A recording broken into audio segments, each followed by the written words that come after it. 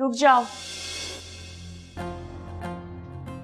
एक बात मेरी भी सुनते जाओ। जोरा, तुम इस मामले में खामोशी रहो तो बेहतर है। अन्ना जी, मुझे आज बात कर लेने दीजिए। अगर अभी बात नहीं की दोबारा लौट कर आ जाएगा।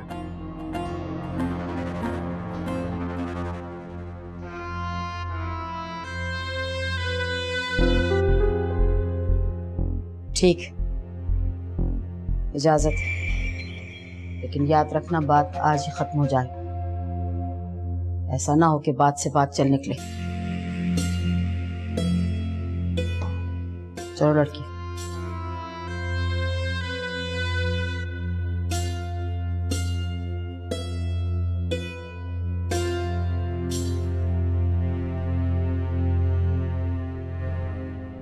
क्यों आए हो यहाँ? पता ही नहीं।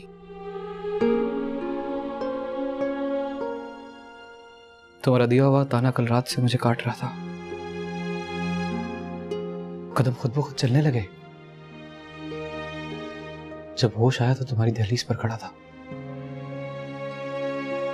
हम जैसों से वास्ता रखोगे तो ताने सुनने की भी आदत डाल लो।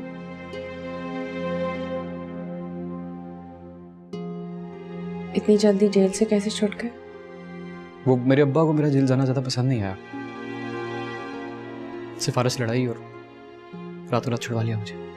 तो ऐसे काम क्यों करते हो कि तुम्हारे माँ बाप को जिल्लत उठानी पड़े? ना नहीं तो कम से कम उनका ही ख्याल कर लो। यही सवाल अगर मैं तुमसे पूछूं तो पूछ सकता हूं। मतलब जो चीज तुम्हारे लिए रुसवाई या बदनामी का बाइस नहीं बन रही, वो मेरे नाम को कैसे दाग दाग कर सकती है जोरा? बताओ। तो मुश्किल सवाल क्यों करते हो जिनका जवाब तुम्हारे जाने के बाद मैं घंटों सोचती रहती? नहीं, मेरा सवाल तो नहीं है। मैंने तो तुम्हारा सवाल दोहराया है कि तुम्हारा पेशा, तुम्हारा खुलिया, तुम्हारा रहन सहन, बदनामी, इससे मेरी मोहब्बत को तो कोई फर्क नहीं पड़ना चाहिए। मेरी मोहब्बत को तो वहीं कायम रहना चाहिए। तुमने तो कहा था। मुझे रात को गुस्सा आ गया था, जिस तरह बात नहीं करनी चाहिए थी। नहीं नहीं, ठीक ही तो कहा था तुमने। कुछ गलत तो नहीं कहा। जज्बों में सौदागरी कहाँ चलती है जोरा। मैं बस आज यहाँ ये बताने के लिए आया हूँ कि तुम्हारी हकीकत जानने के बाद भी कि तुम एक नफरत नहीं हुई यार तुमसे। मेरा जज्बा नहीं बदला और मैं खुश नहीं हूं। मेरा दिल रो रहा है, मैं तकलीफ में हूं, मैं तड़प रहा हूं। कुदरत की इस सितम जरीफी पे मेरा दिल तड़प रहा है। ये क्या है? तुम्हारे घर की तरफ आते हुए रास्ते पे मेरे कदम कैसे उठ गए? मुझे क्यों नहीं हुई नफरत? ये सब क्या है? ये क्या हो रहा है मेरे साथ? मेरी बात सुनो। चलो लड़के, तुम्हारा वक्त खत्म हो गया। खुशकिस्मत जो अन्ना जी ने तुम्हें इतना वक्त मुहैया किया। बाहर जाके गरीबों में कुछ बांट देना। चलो जोरा अपने कमरे में।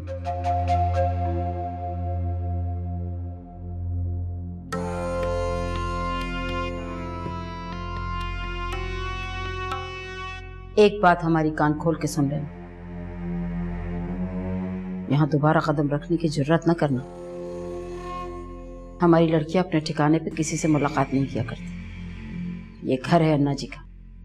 और अगर मुझे जोरा से दोबारा मिलना हो तो अपने घर में या बाहर कोई तकरीब रख ले, कोई भी लड़की आ जाएगी।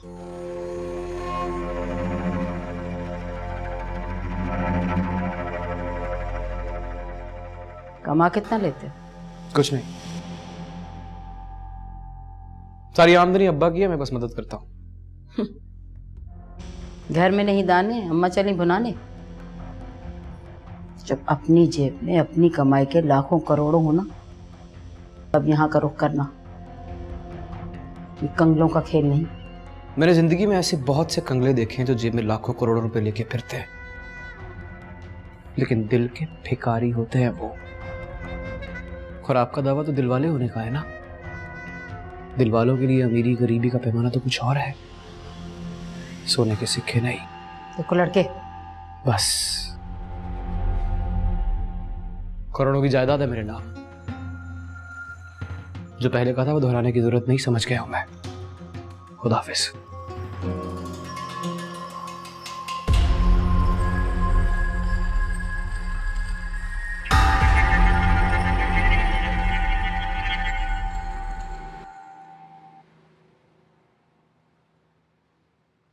हो गई मुलाकात?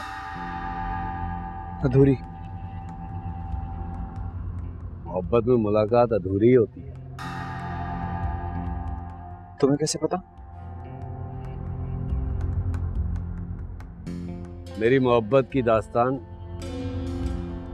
इन्हीं गली की दीवारों पर लिखी हुई है। बहुत बड़ा ट्रांसपोर्टर था, 12 टैक्सियां थी मेरे पास, 3 बसें, सब कुछ था मेरे पास। लेकिन मुझे नहीं पता था कि मेरा नसीब इस गली के नुक्कड़ पर इस पान के केबन पर लिखा है। सो तय पाया। अब कहाँ है वो?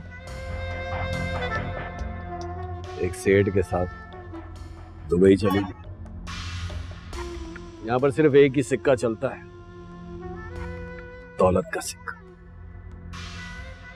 सिक्का खत्म, खेल खत्म। शाहजी, एक बात कहूं तुझसे? बोलो। यहां मत आया कर,